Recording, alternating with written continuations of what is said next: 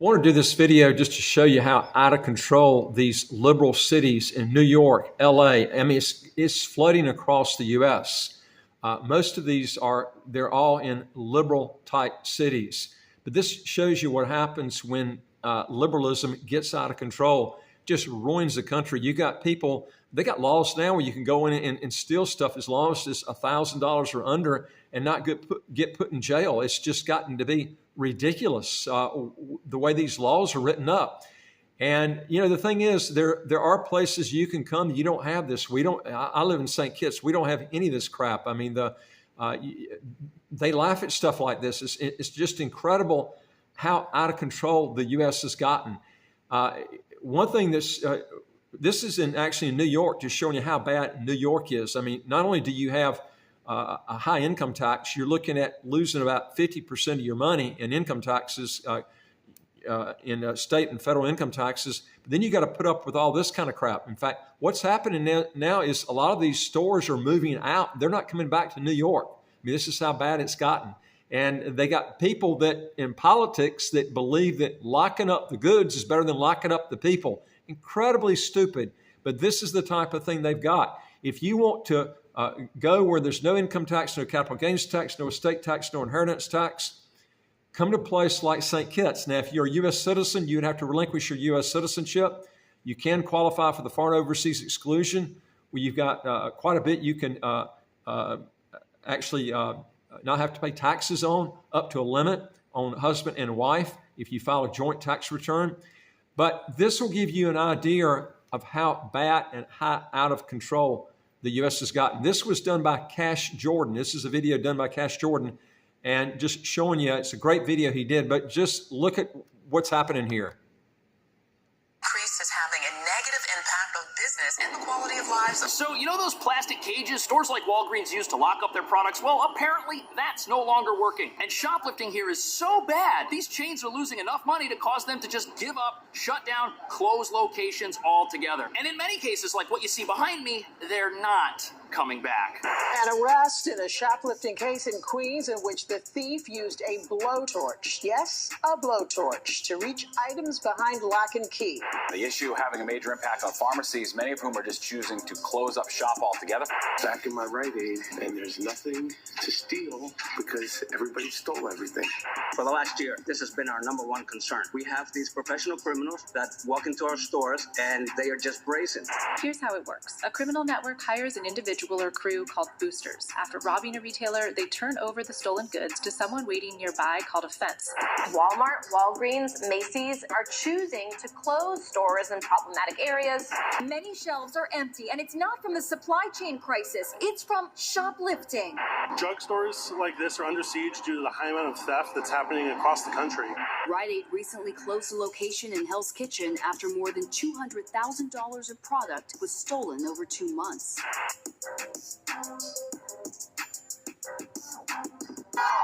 Whoa, we got an arrest over here. I have nothing else. What's in there, please? What's in that? Which I guess means shoplifting's not just a problem at drugstores, it's also a problem at Best Buy. And look at this, 21,000 complaints citywide, causing stores to board up and shut down. But what nobody's talking about is that although this might mean crime isn't down like our leaders keep telling us, all the security theater you see in stores, the progressive plexiglass, the locked up ice cream, the clothing alarms, it's doing nothing to keep some of the biggest retail chains in the world from closing completely. And even though New York just started a $45 million theft crackdown, which will now jail an aggressive, violent shoplifter who touches a store employee, all that money does nothing to stop an aggressive, violent shoplifter who puts their hands on a product, not a person, or breaks out a blowtorch. And that's because not only does New York want to decriminalize nonviolent crime, apparently crime's only violent when it's directed at something that's living and breathing. And this is particularly bad for our national drugstore chains like Walgreens and CVS, many of whom are doing everything they can to stop crooks, including hiring security guards, eliminating self-checkouts, and even letting the NYPD tap into store security cameras, monitoring everyone's every move in the hopes of catching somebody whose face they can't see before they escape. But the real reason we have a shoplifting problem here in New York is because our leaders think that locking up criminals would be worse for society than locking up a bottle of shampoo, which is why the only ankle monitors in use here are attached to North Face jackets at Macy's so that they don't leave the store and get sold on Amazon. But this is an even bigger problem for drugstores than anybody realizes, because these are the same places that aggressively expanded, shutting down their competitors, and now that they're shutting down down, they're threatening to take out entire neighborhoods of New York City in a way that's completely irreversible.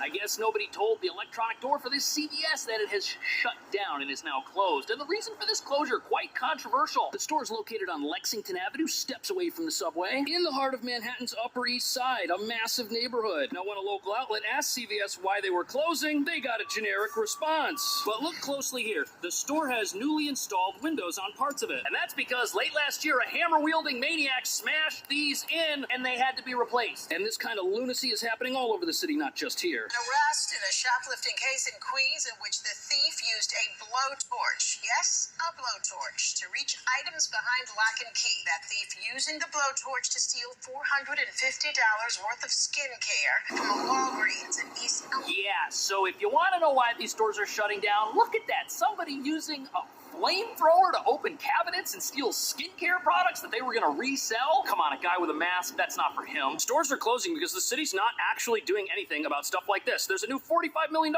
program to combat shoplifting, but it's only violent shoplifting, directed at an actual employee of the store. Violence directed at the store itself, like smashing windows with a hammer, that doesn't count for some reason. On top of that, if you steal under $1,000 worth of stuff here, it's just a misdemeanor, which explains why we've got an epidemic of psychopaths destroying everything, causing places like this to vanish forever. But that's not the only reason these places are shutting down. Shoplifting in the city is at its highest levels, with complaints up by nearly 18,000.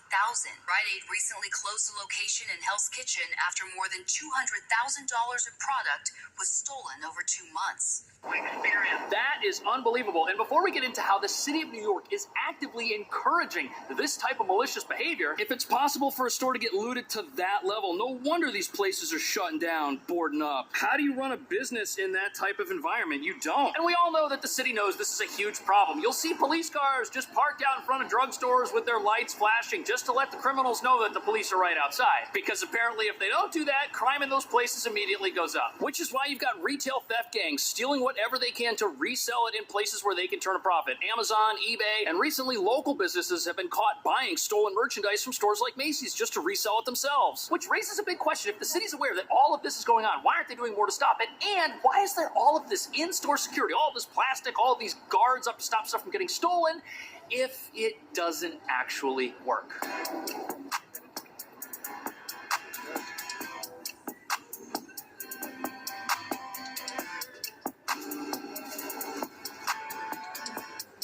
It's the new strategy in the war against shoplifters. Drugstores are locking up just about every item for sale, including everyday staples like toothpaste and moisturizer. Even basic painkillers are So here we have your typical progressive plexiglass, which isn't working to stop determined criminals. Which begs the question, House. Oh, it's not locked. I guess they're not as secure as they might look. But if this was locked and a thief wanted to melt it, so to speak, it certainly wouldn't take very long to melt. The glass is going to be more resistant to melting, obviously, but I mean, a hammer attack or something could easily open this. And a set of bolt cutters here would probably do the trick, unfortunately. But even though these won't stop everybody from stealing, they will stop somebody who just wants to put something in their pocket and leave. And the idea of stopping the casual thief instead of the hardcore criminal, well, that's definitely going to help the store save some money, and it'll stop the casual thief from realizing how easy it is and becoming a full-time criminal. And when you look at all this stuff, it should be obvious that stores have given up on cracking down on the real thieves. All this glass does is stop the opportunistic criminal from stealing something they were gonna have to pay for anyways, which means there's no way stores in New York are gonna win the battle against theft. But New York's got other problems bigger than just people stealing things, because even though the city says they're cracking down on theft, they've passed other laws that help thieves once they're in the store before they decide to start stealing. We have these professional criminals, and they are just brazen. Another thing that has sort of contributed to this problem is the shopping bag law that prohibited us from using plastic bags, which is a great thing for the environment, but now has created another monster for us. And the shoplifters, they take advantage of this. So as somebody who's covered this in New York City for a while, this is something that I've wondered about. Does the plastic bag ban, or the in-store shopping bag ban, does that have anything to do with with how easy it is for thieves to steal things. And here we have firsthand testimony of how allowing customers to use their own shopping bags has caused a problem. And this bag ban is relatively recent. It started back in 2020. And prior to 2020, if somebody were to walk into a store and start filling their own personal bag with items from the store, it would be a red flag. It would look like that person was doing something wrong. But now everyone who goes into one of these stores goes in with their own personal bag. And whereas in the past, a person with their own shopping bag would have looked like a crook, now everybody looks like a crook. Plus, for health reasons, many people cover their faces. And think of how ridiculous this is. Somebody could walk into a store with a massive burlap sack, their face completely covered, and the store security has no idea that they might do something wrong until they're already headed out the store with a bag full of stuff. You've got store security right on the other side of these double doors. 5 years ago, they'd know who to look out for. But now they don't. The criminals are inside the store ready to steal before the idea that they're even a criminal comes up, which means it now takes 50% less time to commit crime. And look at this. You could literally walk into any store in town with a backpack like this and fill it up to the brim with items, and as long as you stop at the register, which is right next to the store's exit, no one's gonna know that you weren't planning on paying for those things. If a thief wants to steal anything below $1,000, they're not prosecuted. They cannot go to jail. So your gripe is with the current justice system, is it not? Oh, absolutely. It all started precisely after bail reform, because now we have the more dangerous criminals, not just the petty larceny. Now we have these criminals that when we confront them. Okay, so the point here is that this is totally the fault of the city. Bail reform has decriminalized theft of under $1,000. You just get a ticket. That's it. Combine policies like that with planet-saving initiatives like a bag ban, and you'll just have more empty stores. Because now crooks have no reason not to be crooks, and stores have no way to figure out that they're going to be crooks until it's too late. But in spite of all these challenges, there's one store in New York that's figured out a way around the rampant shoplifting to an extent, in ways that are incredibly clever.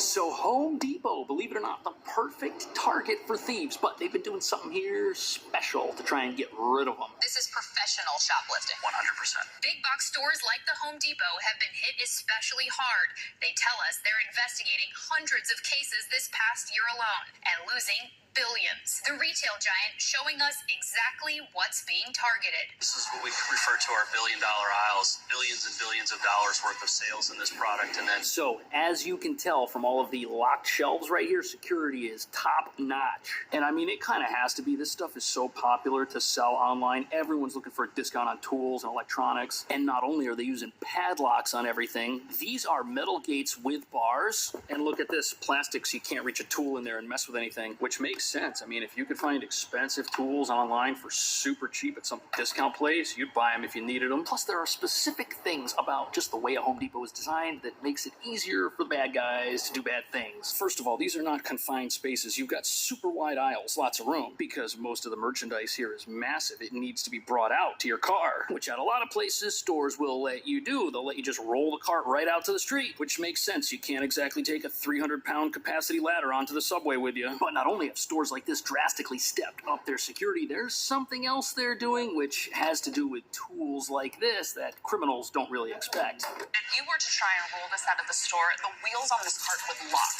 The wheels on the cart will lock. Yes. And if a shoplifter runs out with a stolen power tool, If you don't scan it and go through the register, it won't even turn on. you're kidding me. We want people to know that the value in this is in its ability to work. And if it's not even going to work, That's fascinating. So inside of a reciprocating saw, like this bad boy right here, there's some sort of chip that activates at the register so that the product itself doesn't work if criminals were to take it from the store and try to sell it without paying for it. But although this is a great idea for things like electronics, everything now has to cost more as the products are more complicated to manufacture. Complicated, feel free to use that in your own personal vocabulary. But the one downside to this is that a tool is ever purchased and malfunctions, it could be because of these security features. Like, what if your drill just shut down in the middle of a project? That would be so maddening. Not to mention the tech inside all this stuff is RFID and Bluetooth, and hackers are eventually going to figure out how to overpower this stuff and resell these products anyways. But sadly, all this shoplifting comes at a cost. Not just if the product that you've bought malfunctions, but there are other major problems with it that screw up all of society in ways nobody's even thinking of. Not just in the way of higher prices when you try to buy things, but believe it or not, all this theft is actually destroying people's futures. Not just in New York, but in the entire country.